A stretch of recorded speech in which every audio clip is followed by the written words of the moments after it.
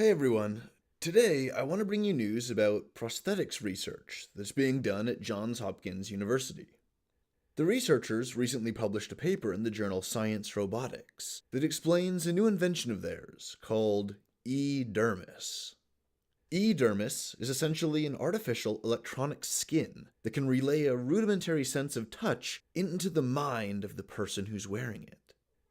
The E-Dermis is composed of layers of fabric and rubber, and embedded within this are little sensors, and they play the role of mechanoreceptor, or skin receptor, the ones that are scattered in the millions throughout your skin. When the E-Dermis comes into contact with an object, the stimulated touch receptors will feed a signal to the peripheral nerves. This is achieved by using electricity to stimulate the biological nerves, and it's done with an electrical signal that's sent across the skin. So there's no need to penetrate the skin and do invasive surgery to position an array of internal implants. There's none of that messy stuff with this new invention. Now, I did say that this E-Dermis has only a rudimentary sense of touch, and this is true. It can't detect temperature, and it can only detect curvature and the sharpness of an object. But this is just the beginning. Who would honestly expect some of the first workable E-Dermis systems to perfectly replicate every aspect of human skin? I don't expect that. I think that's a pretty damn high bar.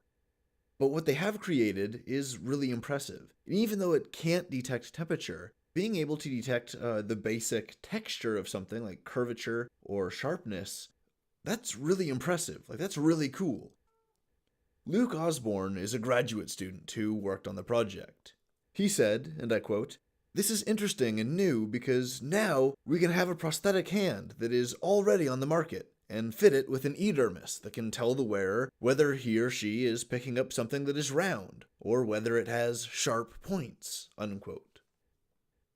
Feeling sharp points on an object implies feeling some degree of pain, and the researchers explicitly say that the E-Dermis is designed to feel pain.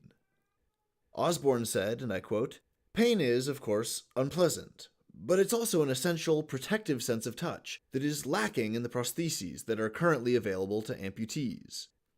Advances in prosthesis designs and control mechanisms can aid an amputee's ability to regain lost function, but they often lack meaningful tactile feedback or perception," unquote. Pain is an integral part of that tactile feedback that makes our limbs feel alive and a part of us. Without this sense of pain, you wouldn't know if you'd injured yourself. And analogously, without a sense of pain in the E-Dermis, the wearer might not immediately know if they've damaged their prosthetic. However, this inclusion of pain raises a certain ethical question.